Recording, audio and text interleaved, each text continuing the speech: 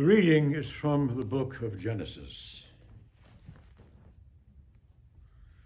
And Noah builded an altar unto the Lord, and took of every clean beast and of every clean fowl, and offered burnt offerings on the altar. And the Lord smelled a sweet savor, and the Lord said in his heart, I will not again curse the earth any more for man's sake. For the imagination of man's heart is evil from his youth. Neither will I again smite any more everything living, as I have done. While the earth remaineth, seed time and harvest, and cold and heat, and summer and winter, and day and night shall not cease. And God blessed Noah and his sons, and said unto them, Be fruitful, and multiply, and replenish the earth. And the fear of you and the dread of you shall be upon every beast of the earth, and upon every fowl of the air, upon all that moveth upon the earth, and upon all the fishes of the sea. Into your hand are they delivered. Every moving thing that liveth shall be meat for you, even as the green herb have I given you all things. But flesh with the life thereof, which is the blood thereof, shall you not eat. And surely your blood of your lives will I require. At the hand of every beast will I require it. At the hand of man, to the hand of every man's brother, will I require the life of man. Whoso sheddeth man's blood, by him shall his blood be shed. For the image of God made he man. And you, be ye fruitful and multiply, bring forth abundantly in the earth, and multiply therein. God spake unto Noah and to his sons with him, saying, And behold, I establish my covenant with you, and with your seed after you, and with every living creature that is with you, of the fowl, of the cattle, of every beast of the earth, with you from all that go out of the ark, and every beast of the earth. And I will establish my covenant with you. Neither shall all flesh be cut off any more by the waters of a flood. Neither shall there be a flood to destroy the earth. And God said, This is the sign of the covenant which I have made between me and you and every living creature that is with you for perpetual generations. I do set my bow in the cloud, and it shall be for a sign of a covenant between me and the earth. And it shall come to pass, when I bring a cloud over the earth, that the bow will be seen in the cloud, and that I will remember my covenant, which is between me and you and every living creature of all flesh. And the water shall no more become a flood to destroy all flesh. And the bow shall be in the cloud, and I will look upon it, that I may remember the everlasting covenant between God and every living creature of all flesh that is upon the earth. God said unto Noah, This is the sign of the covenant, which I have established between me and all flesh that is upon the earth. This is the word of the Lord. Thanks be to God. This evening, brothers and sisters, we've listened to the earliest account of a covenant that God initiated with the human race. In the story of Noah, we have our first outline of what a covenant means and our initial introduction to its structure.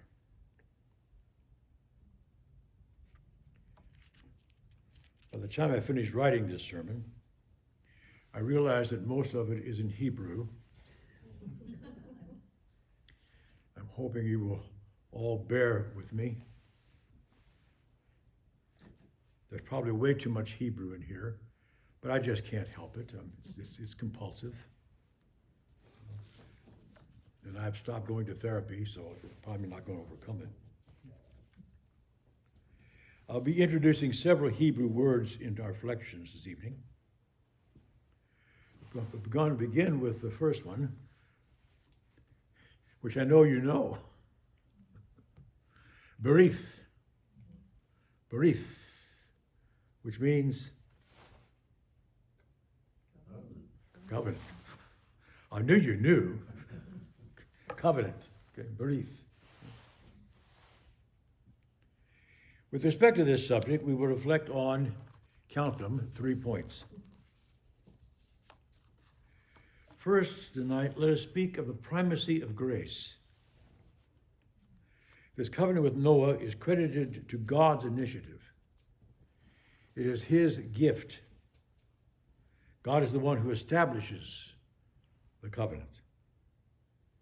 It comes from his decision and his resolve.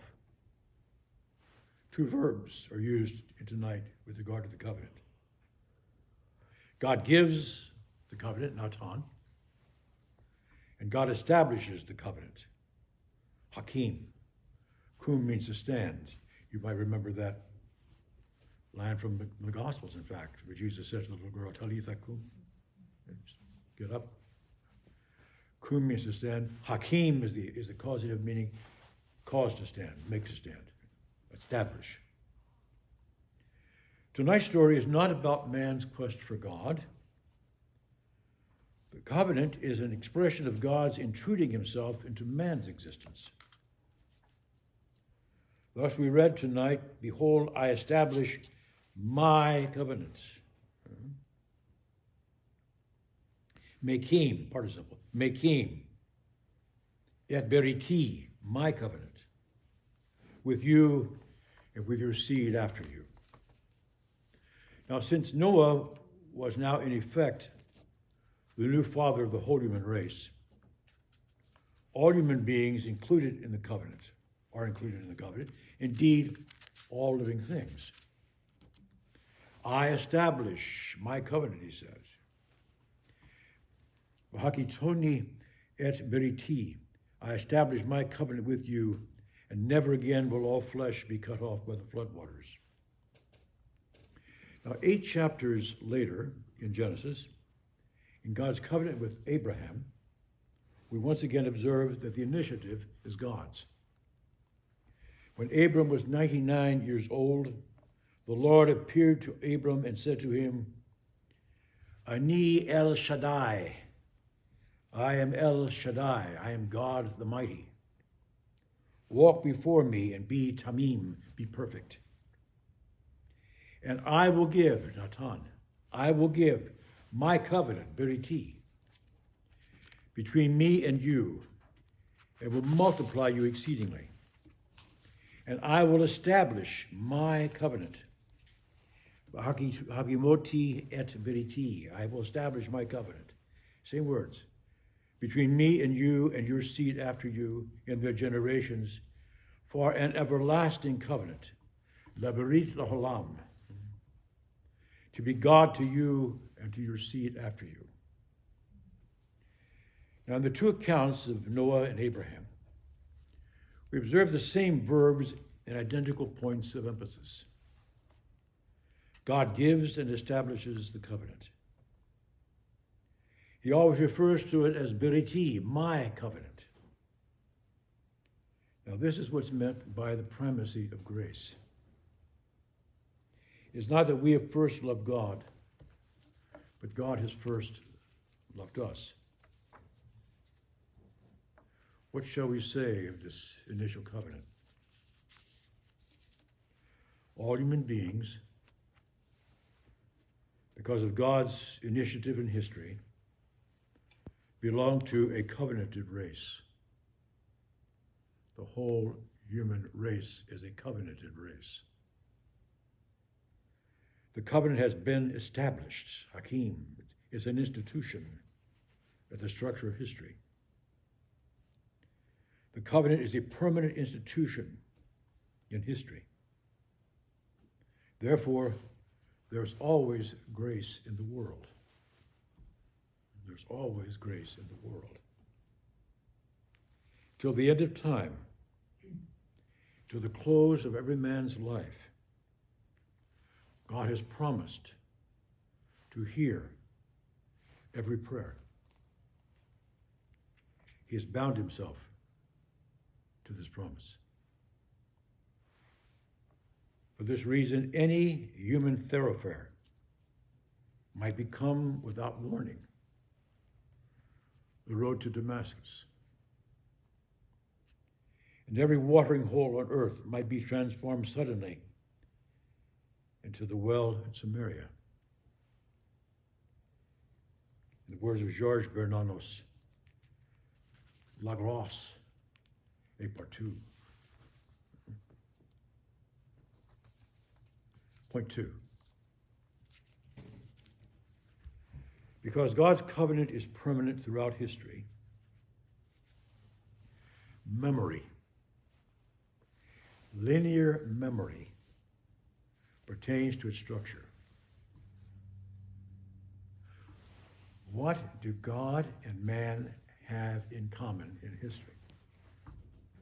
Shared memory. God and man have shared memory. Now, man may forget the covenant, but God will never forget it. And thus we learn some new Hebrew vocabulary. The Hebrew word zakar. Sometimes you have Jewish friends, you may notice a little lapel pin on the jacket with a zion. Z. That's for zakar. Remember. What's he remembering? Well, he's remembering. He remembered the Shoah. He's remembering the Holocaust. That's what that means. Zakar means to remember, and the noun zikaron means remembrance. We also learn another word because God enforces this memory with a sign, an oath. King James Bible, I changed it on that, by the way. The King James Bible is, on this one, they were way off. I won't read you what they had there because it offends me. Observe how the noun oath, sign, is joined to the verb zakar, to remember, and to the noun zikaron, meaning remembrance.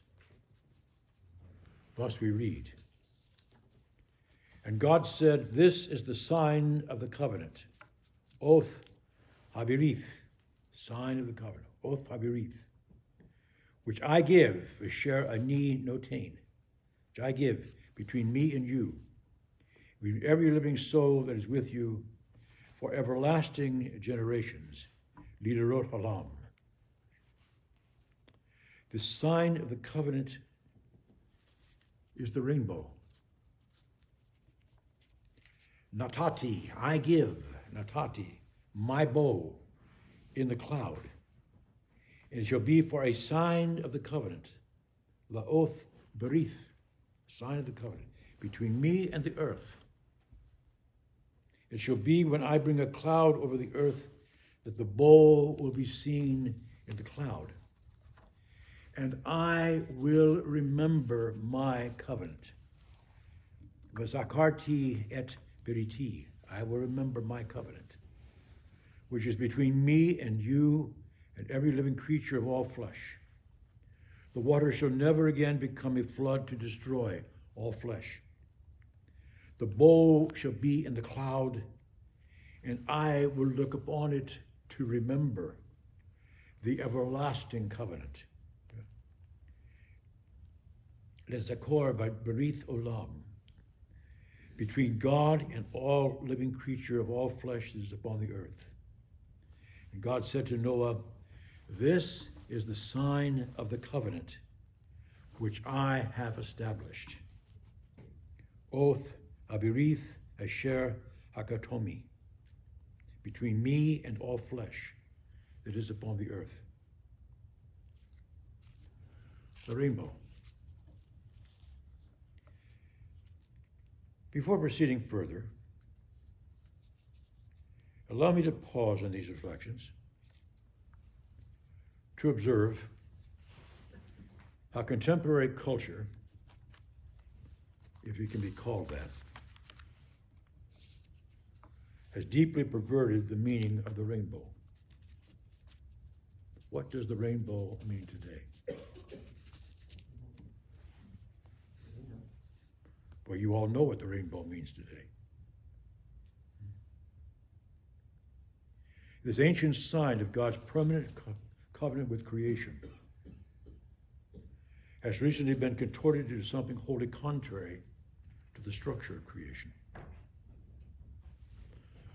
I won't elaborate this any further, to refer you to a coming issue of Touchstone that will be dealt with in an editorial.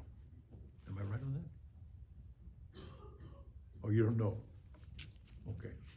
I've read the editorial, so I didn't write it, but I did read it. So just read Touchstone and you'll have everything you need to know to get to heaven, okay? Third point. This remembered covenant is transmitted. It passes from one generation to the next. The Hebrew word for generation in this context is dor. Dor. It's most often used in the plural doroth, generations. The shared memory is social and intergenerational. It is a memory received and handed on. Thus God says to Noah this evening, this is the sign of the covenant which I am giving between me and between you, and with every living soul that is with you, for everlasting generations. Ledoroth Olam, everlasting generations. In the covenant with Abraham, there's also a sign of the covenant. This one related to his coming progeny. God declares unto Abraham, this is my covenant, veriti, this is my covenant, which you shall keep between me and you and your seed after you. Every male child among you shall be circumcised, and you shall be circumcised in the flesh of your foreskins, and it shall be a sign of the covenant, same words, oath berith, between me and you. God continues talking to Abraham. I will establish my covenant. Same words. I will establish my covenant between me and you, between your seed after you, throughout all their generations. Ladoroth, or Dodorotam, their generations, as an everlasting covenant. These same ideas and images from Genesis are also found in the account of God's covenant with Israel as mediated through Moses. In Exodus 12, particularly in connection with the Paschal Lamb and the ritual of the Seder, here the Lord instructs Moses. The text is a bit lengthy, but I know you will pay attention to it while I'm going through it. If I find anybody dozing off, then I'll switch to Greek or something. On the 10th of this month, let each one take a lamb for each parental home, a lamb for each household. And the entire congregation of the community of Israel shall slaughter it in the afternoon. They shall take the blood and put it on the 2 doorposts and on the lintel, on the houses where they shall eat it. I will pass through the land of Egypt on this night, and I will smite every firstborn in the land of Egypt. And the blood shall be for you as a sign, the oath, for a sign, from the houses where you shall be, and I will look upon the blood and pass you over. Same verbs, exactly same verbs. And this day shall be for you as a memorial, Lezikaron. And you shall celebrate it as a festival for the Lord throughout your generations. Same word. Your Doroth. And you shall celebrate it as an everlasting statute. We observe that God sees the covenant sign of the blood, just as he sees the rainbow. It's a reminder for God, in case God forgets, as though. So in the covenant with Noah, we perceive the outline and structure of the theology of the covenant in 3 points. The primacy of grace, memory, and inherited transmission.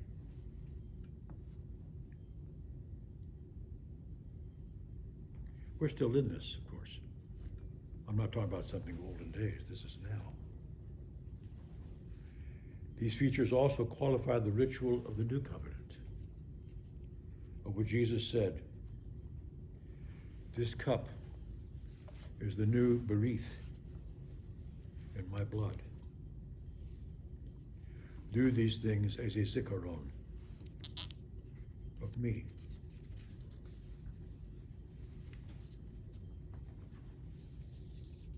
I come now to the ministry of the deacon,